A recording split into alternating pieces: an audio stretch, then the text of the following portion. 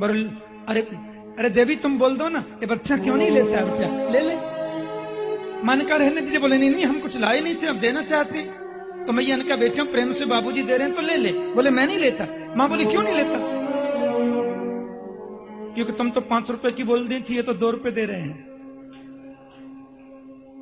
तुमने कहा था 5 रुपए देखे जाएंगे, बाजार का कर्जा चुक जाएंगे तो 2 ही रुपए देते हैं। 2 में कैसे दूध वाले का, चाय वाले का, सब देना है ना। मां ने दौड़ करके बच्चे को गले से लगाया। इतना निर्मल अंतःकरण, उसको ये भी नहीं मालूम, वो यह भी नहीं जानता कब क्या कहना है। मैंने उस बच्चे को गुरु बनाया, छोटे से नन्हे बालक को, और उस बालक को गुरु बना करके मैंने क्या सीखा कि न मे मानव मानोस्तौ न चिंता गेह पुत्रीणाम आत्मक्रीडा आत्मरति विचरामी बालवत्। घर में किसी की मृत्यु हो गई, बच्चा तो खेल रहा, उसको मालूम ही नहीं। हाँ, वो तो सोच रहा है कहां गए, बोले बज्जी गए, खेलने में मस्त है। आत्मक क्रीड़ा आत्मरति, मैं अपनी आत्मा में क्रीड़ा करता हूं, अपनी आत्मा के साथ मेरी रति है, बस मैं इधर पड़ा रहता हूं। कुछ लोग कहते हैं बहुत पहुंचा हुआ संत है, मुझे माला पहना देते हैं तो मुझे कोई खुशी नहीं होती। कुछ लोग इधर से निकलते कहते हैं नंगा बाबा, नावे नहीं धोबे नहीं, ऐसी पड़ो रे है, 2-4 मुट्ठी बालू फेंक जाते हैं, उनसे मैं नाराज नहीं होता। क्योंकि सम्मान और अपमान तो शरीर का है, आत्मा का नहीं। यही मैंने जाना है, यही मैंने सोचा है। मैंने मछली को गुरु बनाकर के जिह्वा पर काबू रखना चाहिए। अब मछली क्यों पकड़ी जाती है? जीभ पर काबू नहीं। कांटे में कोई खाने की चीज लगाते हैं, मछली पकड़ने दौड़ती है, फंस जाती है। ऐसे ही जितम सर्वम जिते रसे, जिसको इंद्रियों पर विजय प्राप्त करनी है वो जीभ पर विजय प्राप्त करे। जैसा मिल गया रूखा सूखा खा लिया। जीने के लिए खाना, खाने के लिए नहीं जीना, ये प्रयास करना चाहिए। बोलो जय श्री कृष्ण। और भैया मैं दत्तात्रेय जी से यदु ने कहा एक बात बता दो महाराज जी, आप अकेले क्यों रहते हो? 2-4 शिष्य रख लो पास में। बोले देखो संत अकेला रहे ना तो भजन में मन लगता है। जिसका मन वश में है वो तो भीड़ में भी रहे तो कोई फर्क नहीं पड़ता। मुझे तो मेरे मन पर विश्वास नहीं है ना, इसलिए मैं अकेला ही रहता हूं।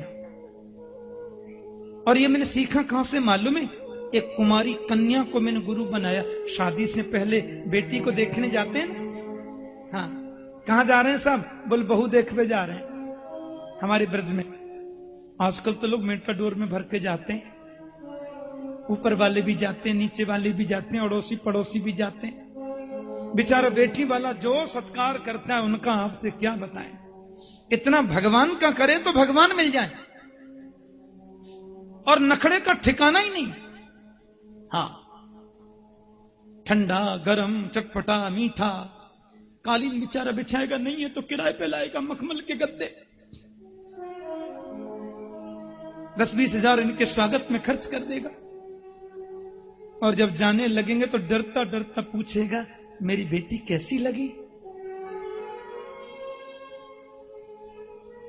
हम फोन कर देंगे कैसी लगी, और वहां जाके फोन आ जाता ठीक नहीं लगी। ये फूहड़पन मेरे राष्ट्र में नहीं था। बायोडेटा बनता है। ये शादी हो रही है कि सौदा हो रहा है? बोलो जय श्री कृष्ण। किसी कन्या को देखने के लिए दादी जी गई, बर भी गया, बहन गई। किसान की बेटी, मां घर पे थी नहीं, और दादी जी को तो इतनी अच्छी लगी वो बहू।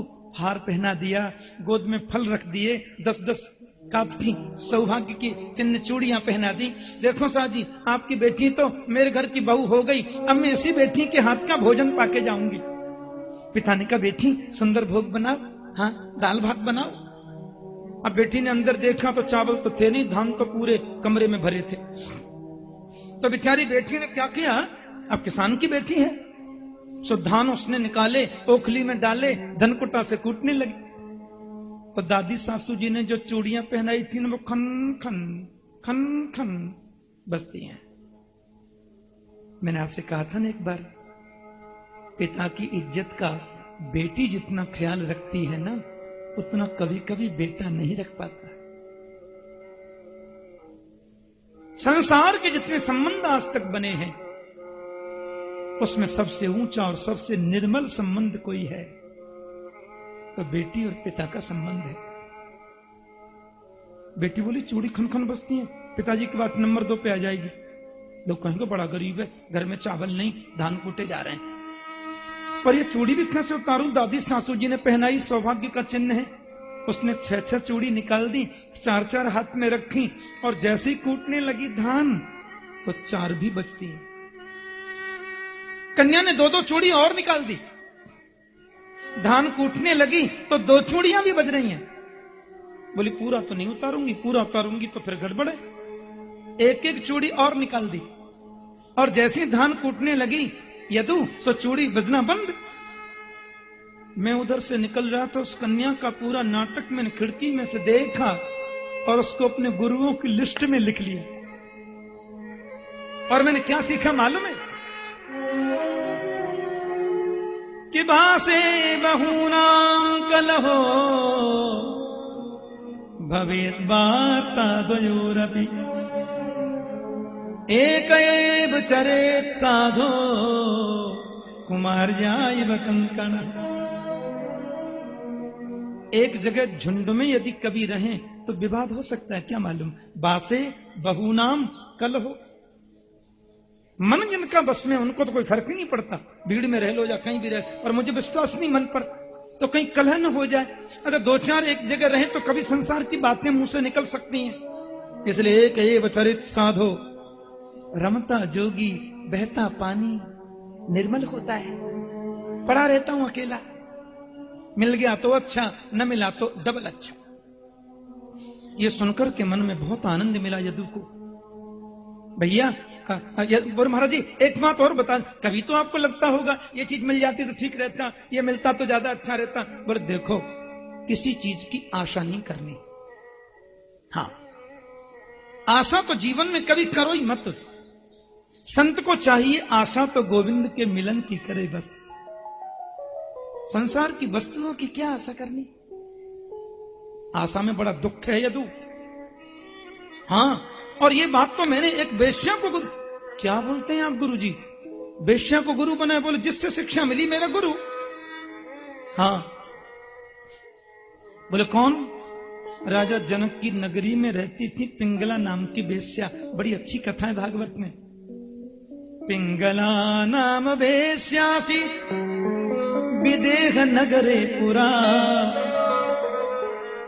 पिंगला बड़ी सुंदर थी, सज धज करके सवेरे बैठ जाती। लोग सोचती मेरे सौंदर्य को लोग देखेंगे, मेरे पास में आएंगे। सवेरे 4 बजे की सज के बैठी, महाराज रात के बज गए 12, कोई नहीं आया। फिर सवेरे जल्दी नहा धोकर बैठी, रात हो गई, कोई नहीं आया।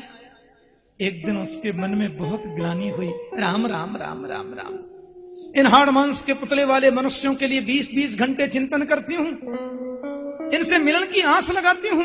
अरे जितनी आशा इनसे मिलने की लगाती हूं, उतनी आशा गोविंद से मिलने की लगाई होती तो आज कन्हैया मेरी गोद में खेल रहे होते।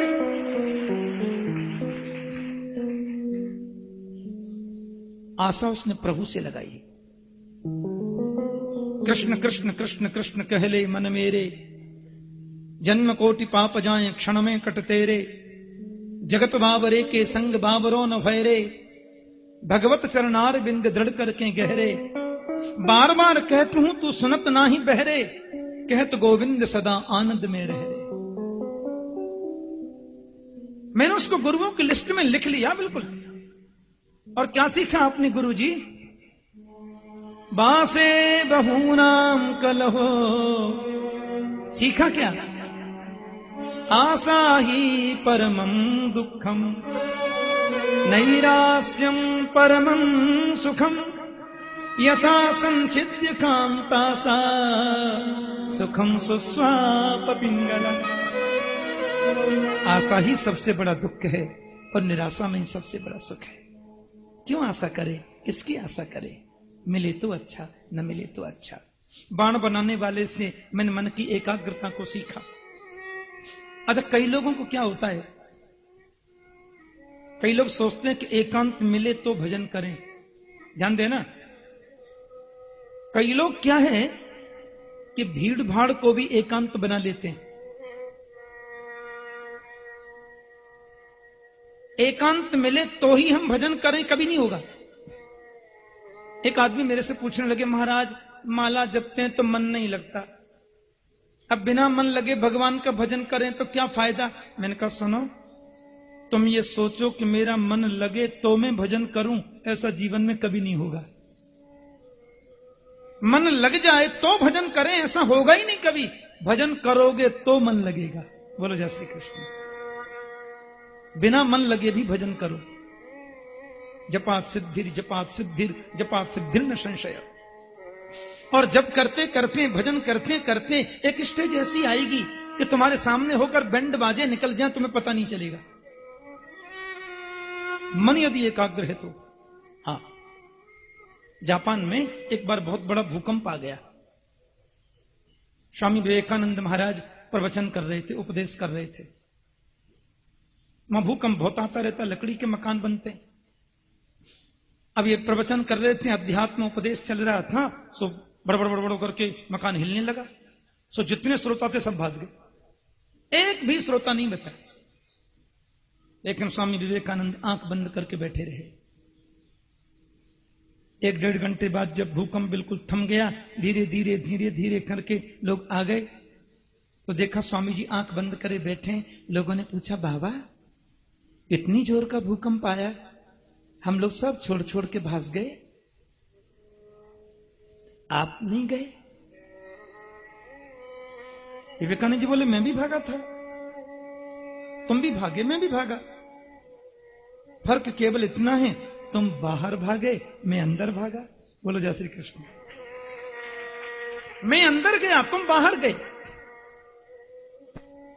मन की वृत्तियां जिसकी अंतर्मुखी हो जाती हैं, क्या कोई डिस्टर्ब करेगा उसे? दत्तात्रेय कहते हैं कि बाण बनाने वाला भील अपने बाण को ऐसे कर रहा था, पहनाते ना उसको, अच्छा कर रहा था। और राजा की चतुरंगनी सेना बैंड बाजे से सामने होकर निकल गई। किसी ने आकर के पूछा, गाजे बाजे से राजा की सेना गई, तुमने देखा क्या? नहीं साहब, मैं तो बाण बना रहा था, मुझे नहीं मालूम कौन गया सामने से।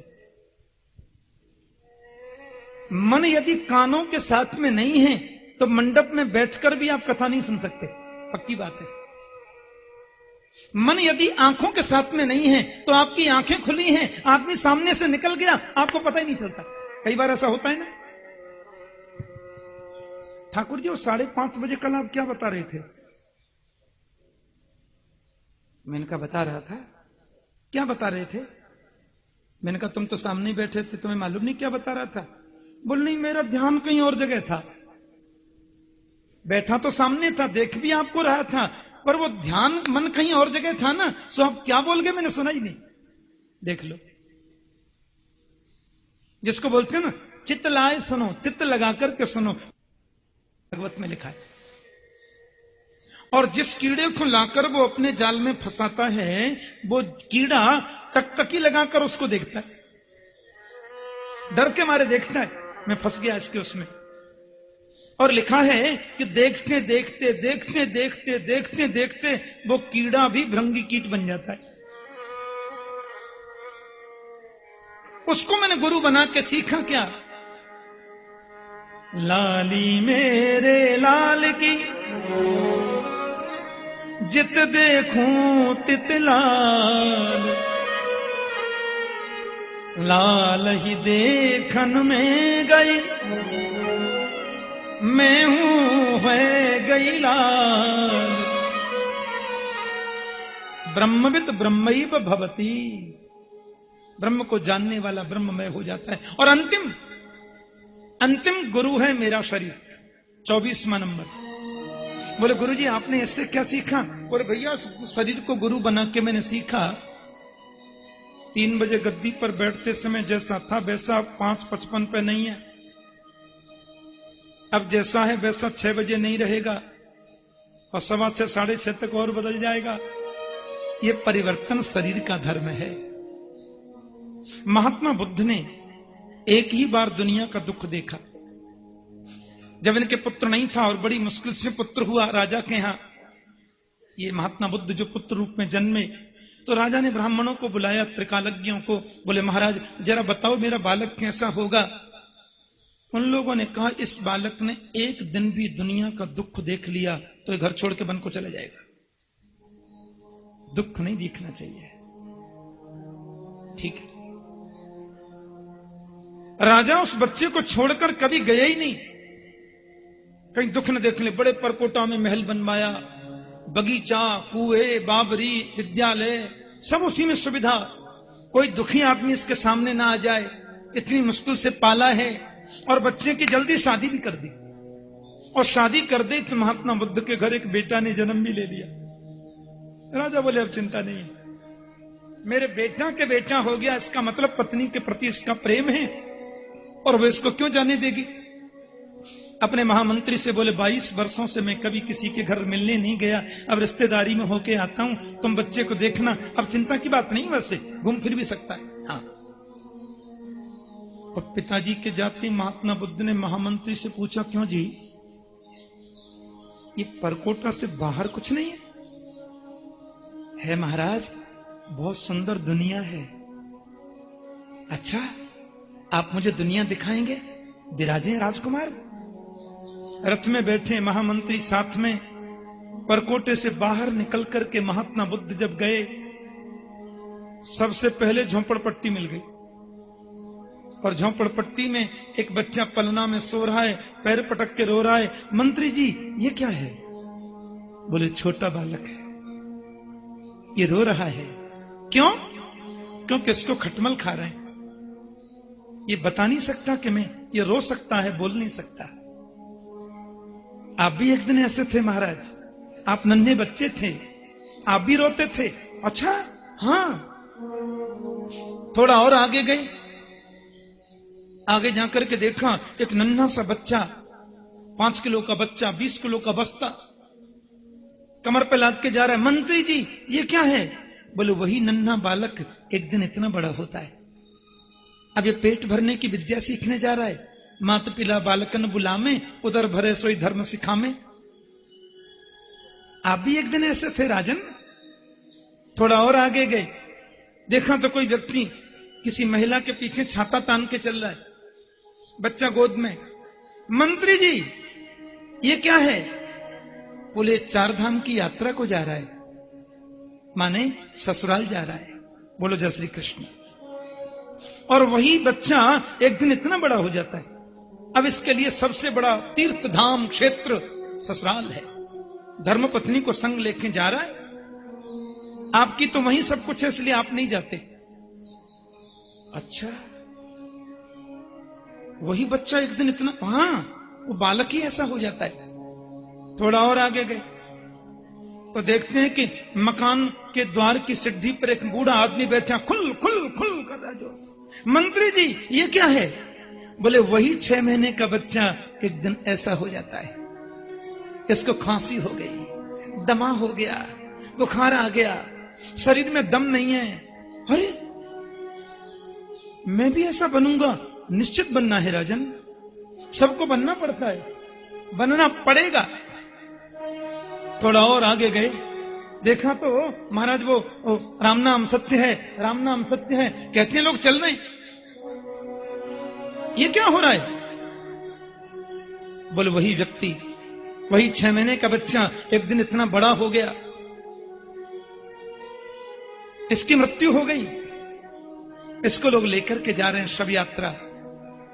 मंत्री जी ये मरना क्या होता है? बोले सर्वे क्षयांता निचया पतनांता समुश्रयात् संयोगस्य वियोगांता जीवितम मरणावधि। ये संसार का नियम है राजकुमार। जायते अस्ति वर्धते विपरिणमते अपक्षीयते और विनश्यति। ये मर गया। मंत्री जी मैं भी मरूंगा? राजन, सबको मरना है, मरना तो पड़ता ही है। महात्मा बुद्ध कहते हैं नहीं, मैं मरूंगा नहीं, मैं ऐसे सत्य की खोज करूंगा जिसमें मरना नहीं होता। देखो, एक दिन दुनिया का दुख देखा, लौटकर महल में गए ही नहीं, उसी दिन घर छोड़ करके बोधि वृक्ष के नीचे चले गए। आखिर में क्या हूं? यदि मैं शरीर हूं तो ये मरता क्यों है? जन्म से पहले मैं था कहां? मरने पर जाता कहां हूं? रात में सो जाते हैं हम तो किधर चले जाते हैं? ये दुनिया का चक्कर जगने के बाद और सोने से पहले ही क्यों है? मैं कौन हूं? महाराज समाधि में बैठ गए और आत्मदर्शन हो गया। मैं नित्य मुक्त सिद्ध मुक्त चिन्मय शाश्वत आत्मा हूं, मैं शरीर नहीं हूं। यह शरीर हमको शिक्षा देता है। शरीर माध्यम खलु धर्म साधनम। शरीर की सुरक्षा रखना, इसको नाश्ता देना, इसको भोजन देना, इसको जूस भी देना, इसको स्वस्थ बना के रखना हमारा धर्म है। लेकिन शरीर ही मैं हूं ऐसा सोचकर इस पर केंद्रित हो जाना बंधन का कारण है। यदु महाराज ने दत्तात्रेय जी को प्रणाम किया और वहां से चले गए। ये 24 गुरुओं से सीखा सन्यास धर्म की व्याख्या। उन्होंने कहा, केशव मुझे इतना बताओ, ये बंधन क्या होता है और मुक्ति क्या है? बोले, मनः एव मनुष्याणाम कारणम बंध मोक्षयो बद्धम तु विषयासक्तम मुक्तम निर्विषयम मन। ये मन ही बंधन का कारण है और मन ही मुक्ति का कारण है। विषयों के प्रति मन आसक्त है तो हम बंधे हैं, और मन अनासक्त हो गया तो हमारी मुक्ति है। भगवान ने अपनी विभूतियों के बारे में बताया, अपनी सिद्धि, अनिमा, महिमा, लघिमा, प्राप्ति, प्राकाम्य, ईसित्व, वसित्य, दूरश्रवण दर्शन, परकाय प्रवेशन, सारी सिद्धियों के बारे में बताया। और कितने कितने रूपों में मैं कहा? प्रभु कहते हैं, देखो उद्धव, चारों युगों में सतयुग में हूं, ध्यान देना। चारों वेदों में सामवेद में हूं, अक्षरों में अकार में हूं, मंत्रों में ओंकार में हूं, ऋषियों में बृहस्पति में हूं, पुरोदसों में वशिष्ठ जी में हूं, कवियों में शुक्राचार्य में हूं, तीर्थों में गंगा मेरा स्वरूप है, तीर्थानाम स्रोतसाम गंगा, जलाशयों में समुद्र में हूं, बैनतेयम च पक्षिणाम, पक्षियों में बिनता नंदन गरुड़ जी में हूं, सर्पों में अनंत शेष जी महाराज मेरा ही रूप है, घोड़ाओं में उच्चैश्रवा में हूं, तो हाथियों में ऐरावत हाथी मैं ही तो हूं। जितने भी दुनिया के रत्न हैं उसमें पद्मराग नाम की मणि में हूं। जितने दुनिया के धातु हैं उन धातुओं में स्वर्ण में हूं। धातु नाम अस्मि कांचनम। असुरों में प्रहलाद में हूं, असुरों में प्रहलाद में हूं, प्रेमियों में अर्जुन में हूं, और ज्ञानियों में उद्धव तुम भी तो मैं हूं। सालोक्य, साष्टी, सामीप्य, सारूप्य, एकत्व, ये सब मुक्तियों का प्रभु ने विस्तृत वर्णन किया। लेकिन तुम्हें एक बात मैं बता दूं, प्रेमी मुझे बहुत प्रिय लगते हैं। भक्त मुझसे कुछ मांगता नहीं है। योग चाहे तो योग दे डारूं, भोग चाहे तो भोग दे डारूं, मुक्ति चाहे तो मुक्ति दे डारूं, पर भगत तो लेन देन करे कछु, वाकुन टार्यो जाए। कोई मुझसे योग मांगता है तो देता हूं, योग ले जा भैया, साधना ले जा, मेरा पीछा छोड़। कोई भोग वैभव चाहे, कोई मुक्ति चाहे तो देता हूं, पर भक्त तो मुझसे कुछ नहीं चाहता। भागवत में गोविंद कह रहे हैं उद्धव से, सालोक्य, साष्टी, सामीप्य, सारूप्य कत्वमप्युत दीयमानम न गृहणंती। ये सालोक शास्त्री सामीप्य सारूप्य एकत्व इन मुक्तियों को मैं भक्त को देता भी हूं ना, तो दीयमानम न गृहणंती। केशव हमें मुक्ति नहीं चाहिए, हमें तो आप चाहिए, हमें तो आपके चरणों का प्रेम चाहिए। आहा, मुक्ति निरादर भक्ति लुभाने। मुक्ति का निरादर करेंगे, भक्ति को चाहेंगे, गोविंद को चाहेंगे। इसलिए मुझे भक्त प्राणों से ज्यादा प्रिय होते हैं, इसलिए मुझे भक्त बहुत प्रिय लगते हैं। भगवान ने तत्वों की संख्या वर्णन करके बताई। 4 प्रकार के आश्रम और 4 प्रकार के वर्णाश्रम का व्याख्यान किया। 4 आश्रमों में हमारा ब्रह्मचर्य आश्रम, गृहस्थ आश्रम, वानप्रस्थ और संन्यासाश्रम की व्याख्या की। वर्णाश्रम धर्म का भी बृहत व्याख्यान मेरे गोविंद ने किया और अंत में बोले भक्ति सर्वोच्च है। भक्ति से जो मुझे जानता है वो मुझे पा लेता है। ज्ञान के मार्ग में काठिन्य है।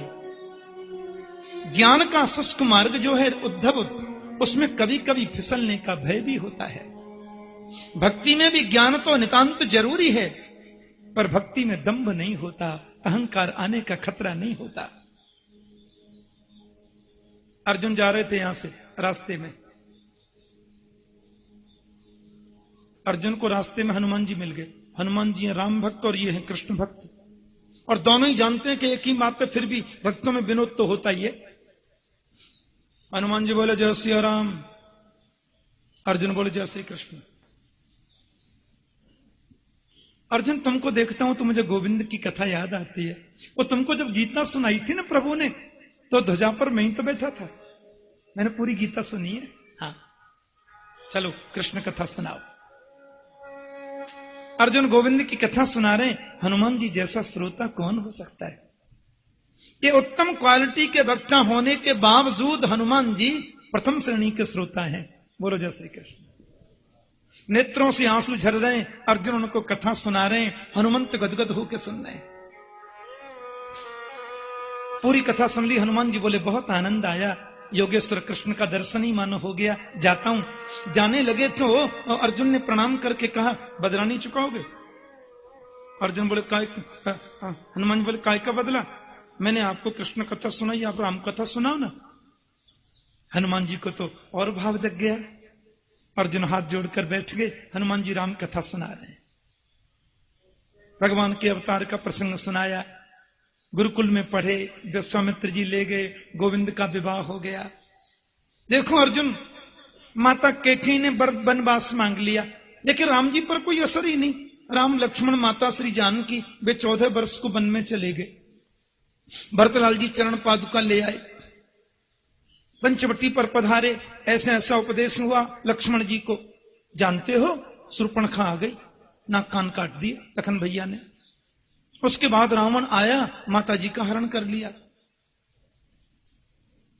शबरी को उपदेश देकर के राम लक्ष्मण आ गए थे। फिर राम जी को मैं मिला। फिर मैंने राम जी की मित्रता सुग्रीव से कराई। फिर मैंने दोनों की मित्रता में मध्यस्थता करी। फिर मैंने राम जी के चरणों में प्रणाम करके आज्ञा मांगी। फिर मैंने अर्जुन बोले अब राम कथा कम हो गई। फिर मैंने लंका में जाके आग लगाई, अक्षय कुमार का उद्धार कर दिया। पूंछ में आग लगाई थी तो लंका ही जल गई। फिर मैंने ये सूचना सुनाई रघुबर को। फिर क्या था, ये 100 योजन के चौड़े समुद्र पर पुल बांधना था। सारी वानर सेना लगी, राम नाम लिखन के सब पत्थर डाल रहे। देखो अर्जुन कितना बड़ा काम है। हनुमान ने अर्जुन के मुंह की ओर देखा तो टेढ़ा मुंह करके बैठे। हनुमान जी बोले ओ भगत जी, हम राम कथा सुना रहे, टेढ़ा मुंह क्या करता है? कोई खास बात नहीं है। छोटे से समुद्र पर पुल बांधने के लिए आपके राम जी ने लाखों वानरों को तकलीफ दी। हनुमान जी बोले तुम होते तो क्या करते? अरे तुम होते तुमको भी ऐसे ही करना पड़ता। इतना चौड़ा पुल बनाना कोई मजाक है क्या? बोले महाराज अहम वा अर्जुनो नाम गांडीवम यस्य वै धनु